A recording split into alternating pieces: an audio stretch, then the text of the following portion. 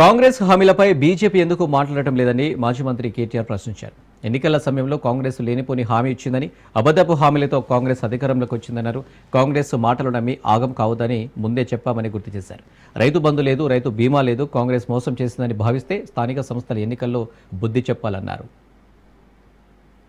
Bharatiya Janata party మన తెలంగాణకు ఈ గత 11 సంవత్సరాలుగా తీసుకుంటే, రాష్ట్రం ఏర్పడ్డ నాటి నుంచి ఈ రోజు వరకు తీసుకుంటే ఏ సాయము చేయలేదు, ఏ న్యాయము చేయలేదు, కానీ గాయాలు మాత్రం చాలా చేసింది. ఒకటి కాదు, రెండు కాదు. మీరు జాగ్రత్తగా ఆలోచిస్తే 11 ఏళ్లుగా ఏం జరిగింది తెలంగాణకు భారతీయ జనతా పార్టీ వల్ల అంటే, ఒకటి కాదు, రెండు కాదు, ఎన్నో నష్టాలు చేసింది బీజేపీ. భారతీయ జనతా పార్టీ ప్రభుత్వం మోడీ గారి నాయకత్వంలో కేంద్రంలో రాగానే తీసుకున్న మొట్టమొదటి నిర్ణయాల్లో ఒకటి మన హైదరాబాద్ లో ఉన్న ITIR ను, అంతకంటే ముందున్న యూపీఏ ప్రభుత్వం ఇచ్చిన ITIR అనే ప్రపోజల్ ను రద్దు చేసి పారేసింది. అదే ITIR కనుక ఆనాడు సంకల్పించిన విధంగా అయ్యింటే ఈరోజు మన ఎదుగుదల ఎట్లాగూ గొప్పగా ఉంది ఐటీలో, కానీ దానికి ఇంకింత కొంత ఊతమిచ్చి మరొక 1,00,000-1,50,000 మందికి ఉద్యోగాలు ఇచ్చే అవకాశం ఉంటుండే.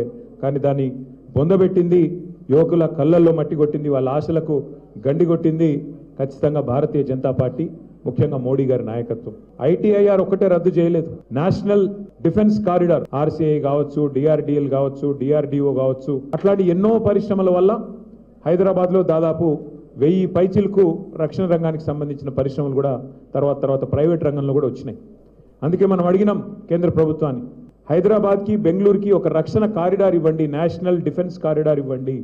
ఇచ్చినట్టయితే మా రంగారెడ్డి జిల్లాలో, మా మహబూబ్ నగర్లో, అట్లాగే కిందికి కర్నూలు, అనంతపూర్లో కూడా మరి చాలా ఉద్యోగాలు వస్తాయి. ఈ ప్రాంతంలో పిల్లలకి లక్షల ఉద్యోగాలు వస్తాయంటే నిజానికి అన్ని అనువుగా ఉన్నా, ఇక్కడ నిజానికి అన్ని వసతులు ఉన్నా, ఇక్కడ మంచి టాలెంటెడ్ పిల్లలున్నా, దానికి కూడా గండి కొట్టి దాన్ని తీసుకొని పోయి ఉత్తరప్రదేశ్లో పెట్టుకున్నారు.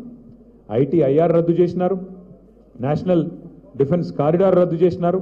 దాంతోపాటు సరే వాళ్ళు ఇవ్వలేదు, ఇవ్వాలనుకోలేదు, వాళ్ళకి ఇష్టం లేదు, తెలంగాణ మీద ప్రేమ లేదు బీజేపీకి, మోడీ గారికి, కాబట్టి ఇవ్వలేదు.